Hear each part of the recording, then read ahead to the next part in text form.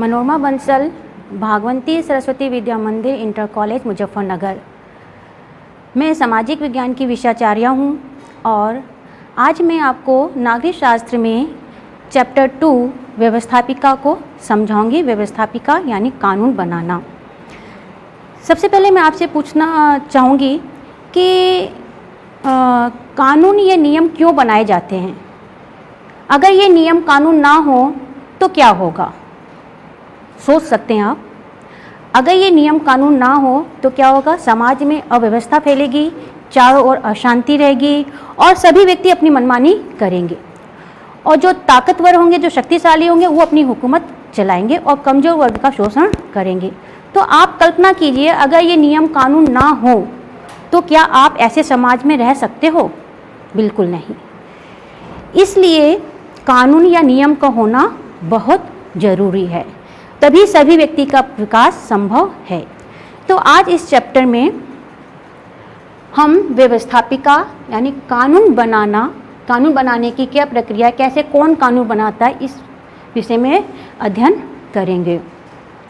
आपने first chapter में संविधान पढ़ा था कि किस प्रकार हमारे देश का संविधान बना। हमारे संविधान में भारत को राज्यों का संघ कहा गया है, यानी भारत ये भारतीय संघ का सभी क्षेत्र, सभी राज्यों और केंद्र शासित प्रदेशों से मिलकर बना है। भारत में केंद्र और राज्य सरकारों के बीच संविधान द्वारा शक्तियों का स्पष्ट विभाजन किया गया है और केंद्र सरकार को सर्वोच्च शक्ति प्रदान की गई है। संविधान द्वारा 3 सूचियों, संविधान द्वारा संघ व राज्यों के बीच विधायी शक्तियों का विभाजन 3 सूचियों में किया गया है: संघ सूची, राज्य सूची और समवर्ती सूची। ये हम चार्ट के माध्यम से समझेंगे। ऐसे कौन से विषय हैं जिस पर केंद्र सरकार यानी संसद कानून बनाती है और कौन से विषय हैं जिस पर राज्य सरकार, और कौन से विषय जिस पर समवर्ती सूची, जिसमें दोनों ही कानून बनाते हैं। तो पहला है संघ सूची संविधान। इस सूची के अंतर्गत वो विषय आते हैं जिन पर कानून बनाने का अधिकार केंद्र सरकार को दिया गया है। ये कौन कौन से विषय हैं, आइए यहाँ देखते हैं। रेल, जल परिवहन, हवाई जहाज, राष्ट्रीय राजमार्ग, बैंक, विदेशी मामले, स्मारक, रक्षा, संचार के साधन व डाक व संचार। ये जो विषय हैं, इन विषयों पर कानून बनाने का अधिकार केंद्र सरकार यानी संसद को दिया गया है। दूसरी सूची है राज्य सूची। इन विषयों पर कानून बनाने का अधिकार राज्य सरकार को दिया गया है, यानी राज्य के विधानमंडल को दिया गया है। इनमें कौन कौन से विषय हैं जिस पर राज्य सरकार यानी विधानमंडल कानून बनाते हैं? पुलिस है, स्वच्छता है, मत्स्य पालन है, स्थानीय स्वशासन है, कृषि है, सिंचाई है, पशुधन, निचली अदालत, कारागार, सड़क। इन विषयों पर कानून बनाने का अधिकार राज्य के विधानमंडल को दिया गया है। तीसरा है समवर्ती सूची। इस सूची में उन विषयों को रखा गया है जिस पर केंद्र सरकार और राज्य सरकार दोनों ही कानून बनाएंगे। लेकिन अगर किसी विषय पर दोनों के बीच विवाद होता है, मतभेद होता है, तो ऐसी परिस्थिति में केंद्र सरकार द्वारा बनाए हुए कानून को प्रधानता दी जाती है। ऐसे कौन कौन से विषय हैं जिन पर दोनों सरकार कानून बनाती हैं? चिकित्सा, वन, विवाह, समाचार पत्र, पुस्तकें, शिक्षा, उद्योग, बिजली, परिवार, धार्मिक संस्थाएं। ये जो ऐसे विषय हैं जिन पर दोनों ही सरकारें कानून बनाती हैं, लेकिन अगर मतभेद की स्थिति उत्पन्न होती है तो केंद्र सरकार को प्रधानता दी जाती है, केंद्र सरकार को मान्यता दी जाती है। तो ये तो हो गया संविधान द्वारा केंद्र सरकार और राज्य सरकार के बीच शक्तियों का स्पष्ट विभाजन किया गया है। इन शक्तियों को देखते हुए हम कह सकते हैं कि केंद्र सरकार को सर्वोच्च शक्ति प्रदान की गई है। अब यहाँ हम देखेंगे सरकार के अंग। सरकार के 3 अंग होते हैं, चाहे कोई भी सरकार हो। प्रत्येक सरकार के 3 अंग होते हैं, चाहे वो राज्य की सरकार हो या वो केंद्र की सरकार हो। 3 अंग हैं कौन कौन से? व्यवस्थापिका, कार्यपालिका और न्यायपालिका। ये सरकार के 3 अंग हैं। व्यवस्थापिका, जिसका आप इसमें अध्ययन कर रहे हैं, व्यवस्थापिका इसका काम क्या है? कानून बनाना। केंद्र में कानून बनाने का अधिकार संसद को दिया गया है और राज्य में विधानमंडल को दिया गया है। सरकार का दूसरा अंग है कार्यपालिका, जिसे आप नेक्स्ट चैप्टर में चैप्टर 3 में पढ़ेंगे इसके विस्तार से। कार्यपालिका का काम क्या है? व्यवस्थापिका ने जो कानून बनाया है उसे लागू करना। केंद्र में कानून को कौन लागू करता है? केंद्रीय मंत्रिपरिषद, और राज्य में राज्य मंत्रिपरिषद। तो कार्यपालिका का काम क्या है? कानून को लागू करना। तीसरा अंग है न्यायपालिका। कानून बन गया, कानून को लागू कर दिया गया, अगर कोई कानून का उल्लंघन करता है तो इसके लिए न्यायपालिका की व्यवस्था की गई है। केंद्र में सर्वोच्च न्यायालय की व्यवस्था की गई है और राज्य में उच्च न्यायालय की व्यवस्था की गई है। अगर कोई कानून का उल्लंघन करता है, कानून के नियमों का इसका पालन नहीं करता है, तो न्यायपालिका द्वारा उसे दंड दिया जाता है। तो ये हो गया सरकार के अंग। सरकार के 3 अंग होते हैं, व्यवस्थापिका, कार्यपालिका और न्यायपालिका। व्यवस्थापिका कानून बनाती है, कार्यपालिका कानून को लागू करती है और न्यायपालिका कानून का उल्लंघन करने वाले को दंड देती है। अब यहाँ हम संसद के बारे में समझेंगे। अभी आपने देखा कि व्यवस्थापिका और केंद्र में संसद होती है जो कानून बनाती है। यहाँ हम संसद के बारे में समझेंगे। संसद का महत्वपूर्ण कार्य क्या है? देश के लिए कानून बनाना, कानून में संशोधन करना, और ये जो कानून बनाती है वो पूरे देश के लिए बनाती है। भारतीय संसद जो है राष्ट्रपति और 2 सदनों लोकसभा और राज्यसभा से मिलकर बनती है। भारतीय संसद का जो निर्माण होता है वो राष्ट्रपति, लोकसभा और राज्यसभा से मिलकर होता है। और अगर आपसे पूछा जाता है कि संसद में कितने सदन होते हैं, तो संसद में 2 सदन होते हैं, लोकसभा और राज्यसभा। यहाँ हम लोकसभा और राज्यसभा को अंतर करके दोनों को समझेंगे। लोकसभा संसद का निम्न सदन होता है, इसे संसद का निम्न सदन कहते हैं, और राज्यसभा को उच्च सदन कहते हैं। लोकसभा के सदस्यों का चुनाव जनता द्वारा प्रत्यक्ष रूप से होता है। इसमें जो लोकसभा के जो सदस्य होते हैं वो जनता द्वारा प्रत्यक्ष रूप से चुनकर आते हैं। और लोकसभा का सदस्य बनने के लिए आयु कितनी होनी चाहिए? 25 वर्ष या उससे अधिक। जिस व्यक्ति की आयु 25 वर्ष या उससे अधिक हो वो लोकसभा का सदस्य बन सकता है। लोकसभा का सदस्य बनने के लिए सबसे पहले योग्यता होनी चाहिए वो भारत का नागरिक हो, किसी सरकारी पद पर ना हो, पागल हो, दिवालिया ना हो। राज्यसभा के लिए भी वही योग्यता है, लेकिन इसकी आयु 30 वर्ष या उससे अधिक होनी चाहिए। राज्यसभा का जो सदस्य बनना चाहेगा उसकी आयु 30 या उससे अधिक होनी चाहिए। फिर है प्रत्यक्ष चुनाव, यानी लोकसभा के सदस्यों का चुनाव प्रत्यक्ष रूप से होता है, यानी इसके जो सदस्य होते हैं वो जनता द्वारा प्रत्यक्ष रूप से चुनकर आते हैं। लोकसभा का जब चुनाव होता है तो पूरे देश को निर्वाचन क्षेत्रों में बांट दिया जाता है और हर क्षेत्र से हर पार्टी के उम्मीदवार खड़े होते हैं, और जिस भी पार्टी को स्पष्ट बहुमत मिलता है, जो भी पार्टी जीत के आती है, जिसे भी बहुमत ज़्यादा मिलता है, वो लोकसभा का सदस्य बनता है। तो आप देखेंगे कि लोकसभा के जो सदस्य हैं वो जनता द्वारा चुने हुए प्रतिनिधि होते हैं।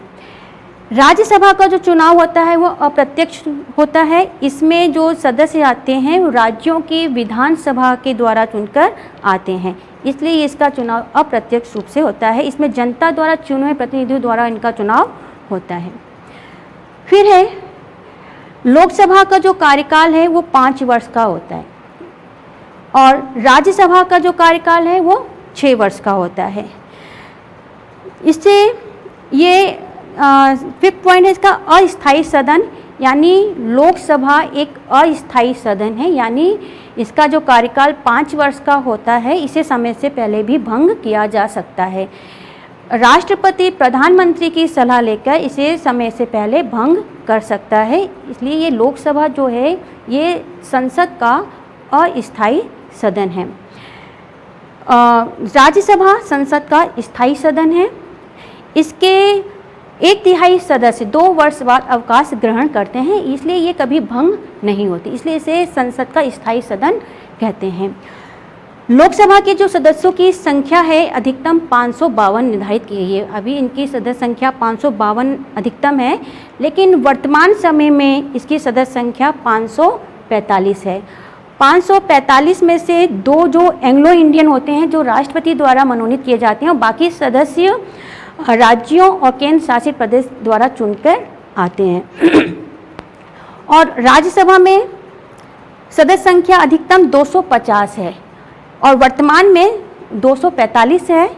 इसमें से 12 सदस्यों को राष्ट्रपति द्वारा मनोनीत किया जाता है, और ये 12 सदस्य वो होते हैं जो शिक्षा के क्षेत्र में, समाज सेवा के क्षेत्र में, या साहित्य के क्षेत्र में, खेल जगत में क्षेत्र के ऐसे जो सराहनीय काम किए होते हैं, ये राष्ट्रपति द्वारा मनोनीत किए जाते हैं। जैसे एग्जाम्पल देखोगे आप, सचिन तेंदुलकर क्रिकेट जगत में काफ़ी नामी हैं, काफ़ी प्रसिद्ध हैं, मेरी कॉम हैं, ये जो हैं ये राष्ट्रपति द्वारा मनोनीत किए जाते हैं।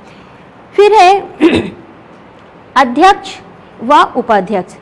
लोकसभा के सदस्य अपने में से एक अध्यक्ष चुनते हैं।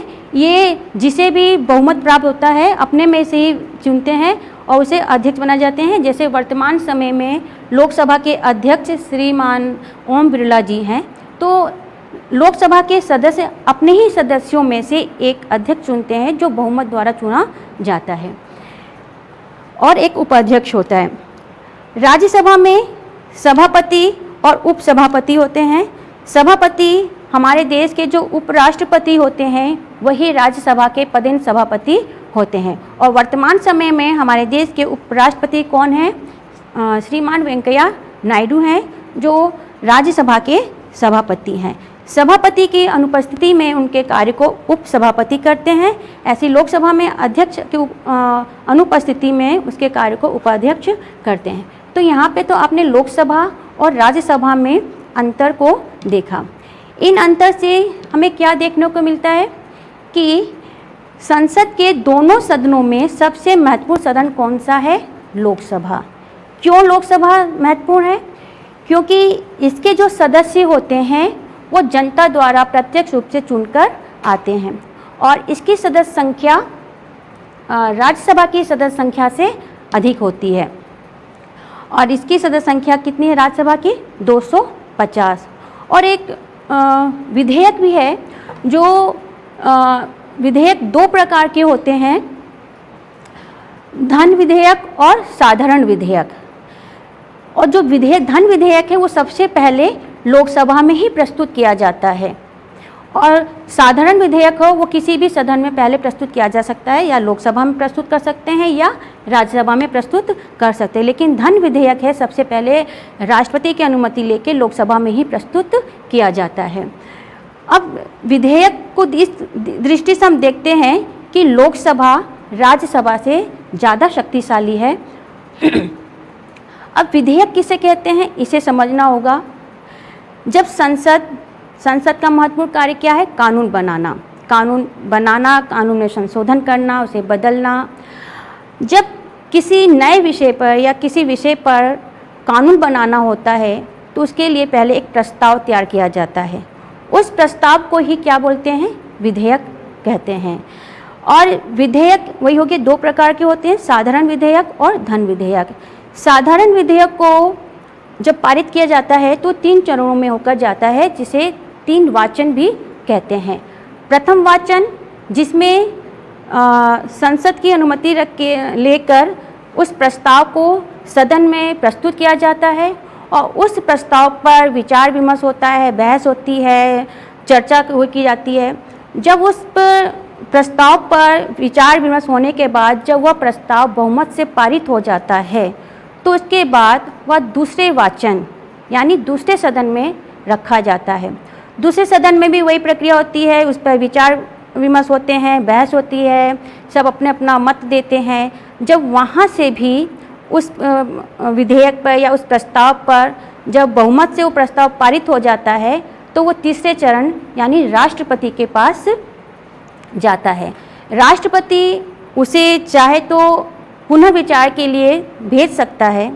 अगर संसद के दोनों सदन उस पर पुनः विचार करें या एज इट इज़ उस प्रस्ताव को पुनः राष्ट्रपति के पास भेज दें, तो राष्ट्रपति को उस पर हस्ताक्षर करने पड़ते हैं और हस्ताक्षर होने के बाद जो विधेयक था, जो बिल था, वो कानून बन जाता है।